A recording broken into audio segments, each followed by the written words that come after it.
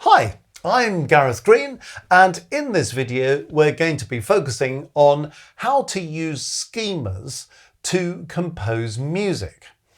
Okay, well, first of all, let's deal with this word schemas. What are schemas?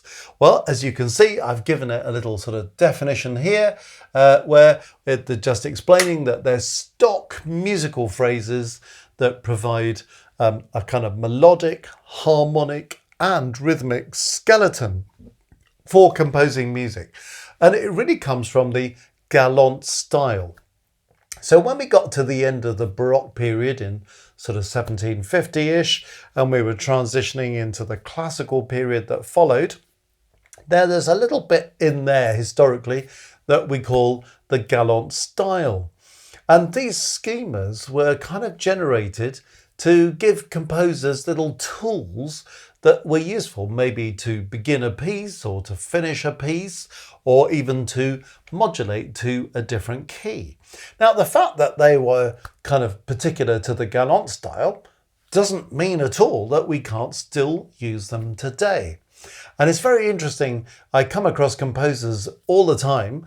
And one of the things composers tell me is, I've kind of got these main themes going quite nicely, but I'm not quite sure how to start the beginning of the piece or start this new theme, or I'm not quite sure how to finish the piece, or I'm not quite sure how to take this into another key. And the point being that these schemas might be actually quite useful. So in this video, I'm not going to go through all of the schemas because that's actually quite a big task, but I'm just going to highlight a few that just give you the idea of, well, what were these schemas? So if you're studying music of that period, you've got some idea what they are, but also from a very practical point of view, how might these kind of examples be useful to you as a composer? Do they give you little formulas that you might think, actually, that could be quite handy? Or do they at least give you ideas so you don't have to be stuck with one of these schemas? You might come up with something else yourself. So, where do these schemas get used? As I say, often to open a piece or as a means of continuing something or as a kind of finishing cadence. So let's get straight into one of these schemas so we can see and hear what we're talking about. So here's a schema. It's called the Mayer. They've all got their own names. And it's an example of an opening schema. Doesn't have to be used at the beginning. You might want to use it somewhere else. But this is what this one sounds like.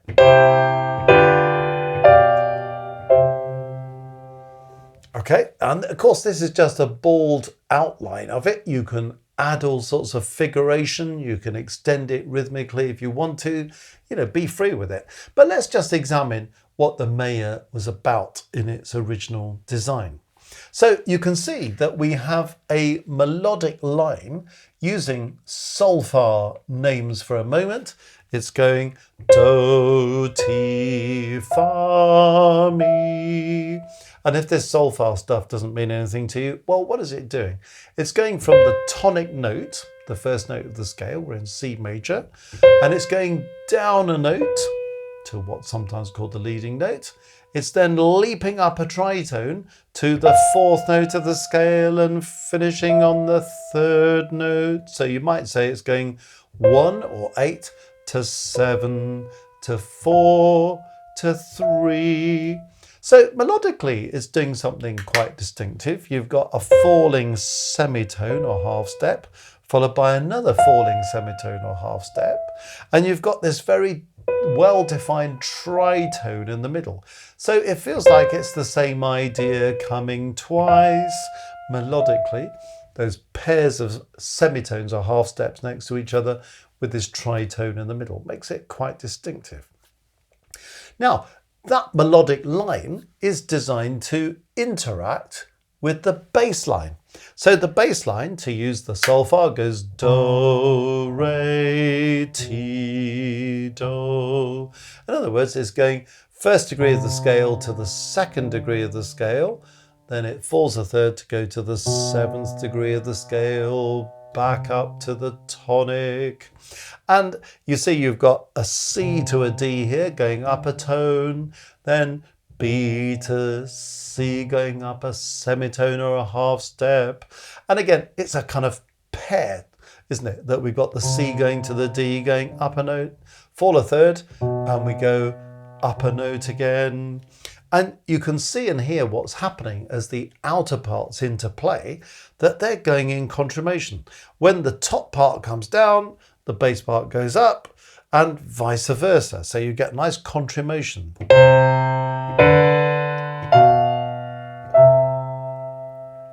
Now, in terms of the chords that go with that, well, back in the day of the galant, they would have sort of thought about this in terms of using figured bass. So if you understand figured bass and you're into figured bass, you would talk about this as 5/3, 4/3, 6/5, 5/3.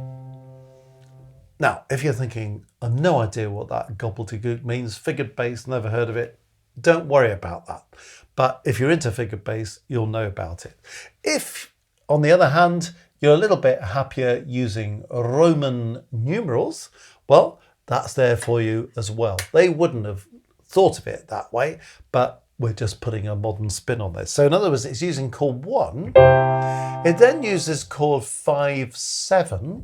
So you see what's going on there. And the fact that it's 5/7C, as we call it in the UK, just the C means it's in second inversion. A is root position, B is first inversion, C is second inversion, and if it's a seventh chord and there's an extra inversion, that's D.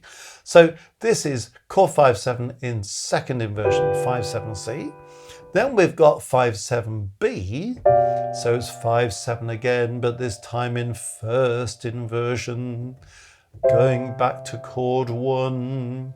So there's a nice symmetry about the design of this, you'll notice. You know, we start on chord 1 and we finish on chord 1.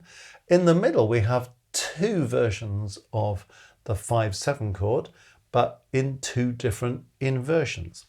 And if you're thinking, no, I still don't get this, I don't read figured bass, I don't read Roman numerals, maybe if I put it lead sheet style, that will be the way into accessing this. So what am I doing? I'm using a chord of C, then I'm using a G7/D chord, followed by a G7/B chord, followed by a C chord. Again, it would never have been labelled that way back in the day of the galant style, but it's just so we've got this in figured bass as it would have been originally, in Roman numerals and in lead sheet style, so that everybody accessing this video will find a way of getting into this.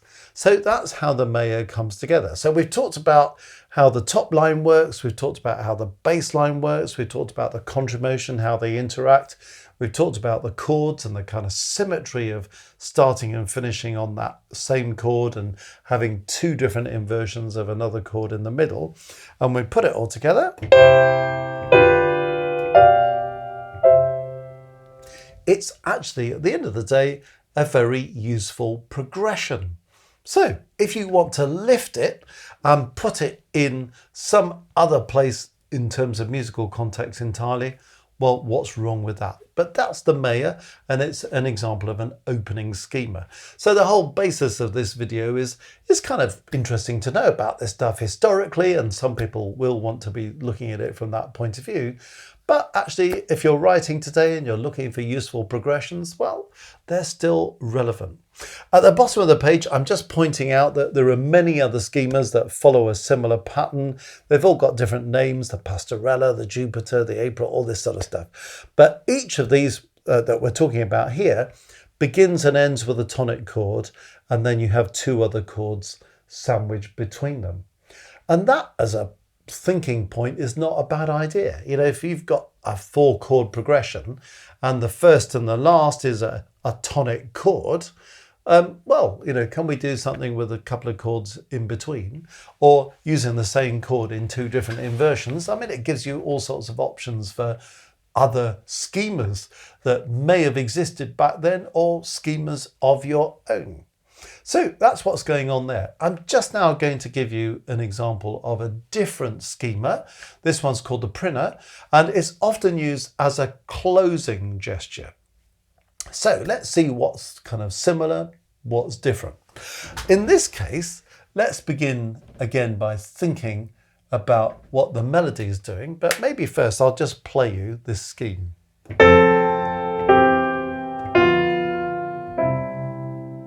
Okay, so you can hear what's going on there. So all that's happening in the melodic line is we're coming down a scale, aren't we? La, sol, fa, mi. Okay, now A, G, F, E. Or in any key, the 6th degree, the 5th degree, the 4th degree, the 3rd degree.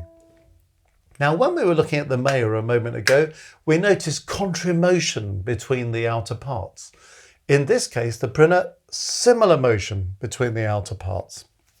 So they're an octave and a third apart, or a tenth apart. So the bass line is doing this. Fa, mi, re, do, 4, 3, 2, 1. So the two outer parts go like this. And one thing the schemas tell us is that actually it's important to the composers who first kind of got their heads around this to think about how the outer parts relate to each other, what the interplay is. Are we working contramotion, similar motion? That's not a bad thing for us to think about these days. So they would have come up with this idea in figured bass, 5-3, 6-3, 7-6. I'll come back to that in a minute. 5-3, because a 5-3 chord is a root position chord. A 6-3 chord is a first inversion chord. 5-3 at the end, root position. This is telling us about something called a suspension. Okay, now it's just a way of elaborating this Printer. So if I just come down the scale, I get that. If I do this 7-6 thing here, it sounds like this. Which is more interesting, isn't it? The 7-6 is indicating something called a suspension. So what I'm doing here is I'm saying D is the bass note, a seventh above that is middle C, it could be another C, but it's C. Going to 6 is B, so I'm going to go C, B. And the idea is that I prepare it on the previous chord. So I might put a C in here, and then have a C going to a B there. That's how we generate a 7-6 suspension. There's a nice little elaboration of the Printer just to highlight the end. Okay, so that's how it looks in figured bass. If you're more of a Roman numeral person, well, this is what we're talking about here. 4, 1 in first inversion, 7 in second inversion, 1. And you could add that 7-6 to it. Sounds nice with the 7-6, doesn't it? If you're a lead sheet person, well, it's F, then it's C/E, and then of course we've got this B diminished chord /D with C to finish. And again, you can just add the 7-6 if you want to.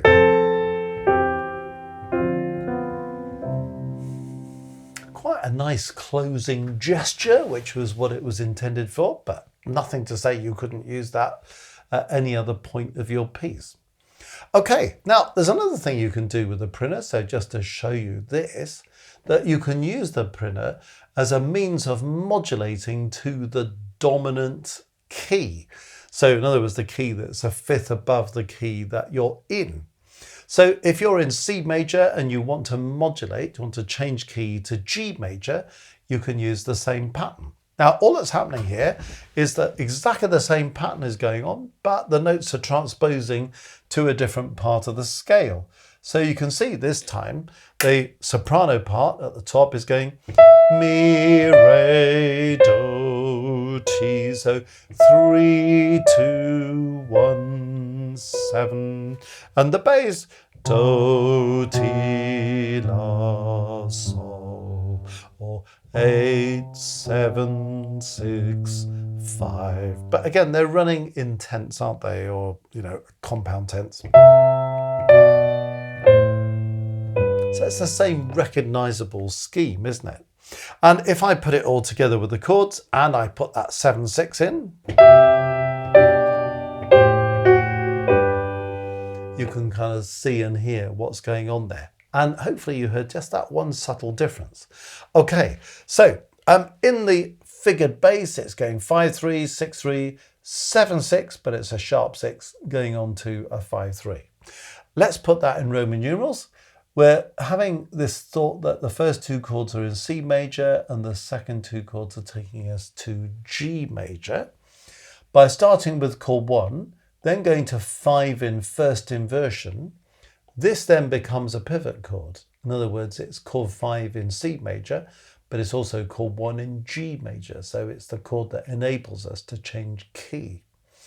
Then we go for this, where in the key of G major, we're using chord 7 in first inversion, and then we finish on chord 1 in the key of G. So this is saying we're in the key of C there, we're in the key of G there, and we're going 1, 5B, you might know it as 5-6, that's fine. Then we've got the 7 sharp 6 going on there, and then we're going to 1 in the new key. So you can feel that key change. What does that look like if you are a kind of lead sheet person? Well, we're starting with a chord of C, we're going to a G/B chord, we're going for this F sharp diminish/A chord, finishing on G. And it's just the same as the other printer, but the printer we've got at the top of the page is staying in the key of C major. Whereas this one is modulating to G major.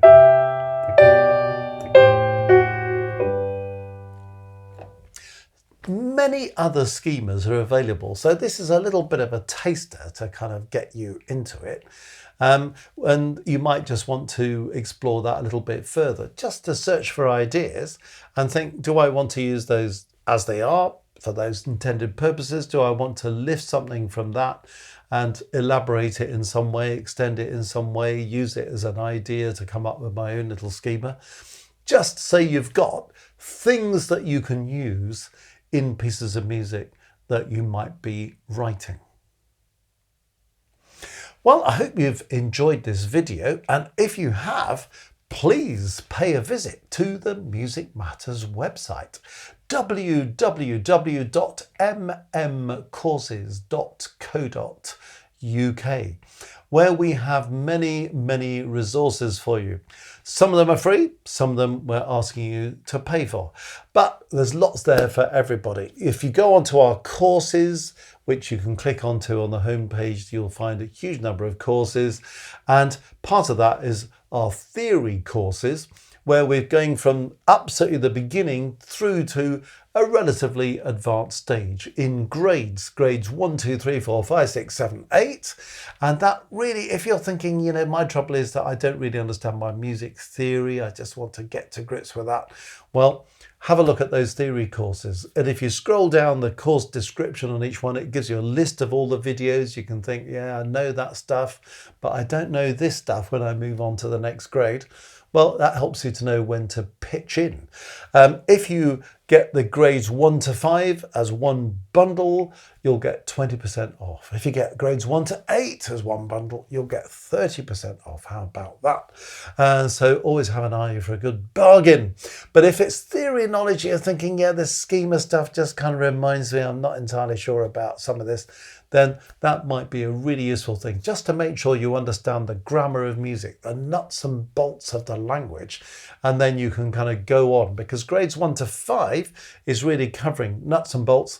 6 to 8 is really getting into, okay, how can I apply this stuff? Make sure I understand all this stuff about figured bass and so on as well, and really kind of get into applying it to pieces of music that you're playing, things that you're writing, understanding what's going on when we analyze music and so on. So those theory courses are kind of flagship courses that lots of people have told us they found incredibly helpful. www.mmcourses.co.uk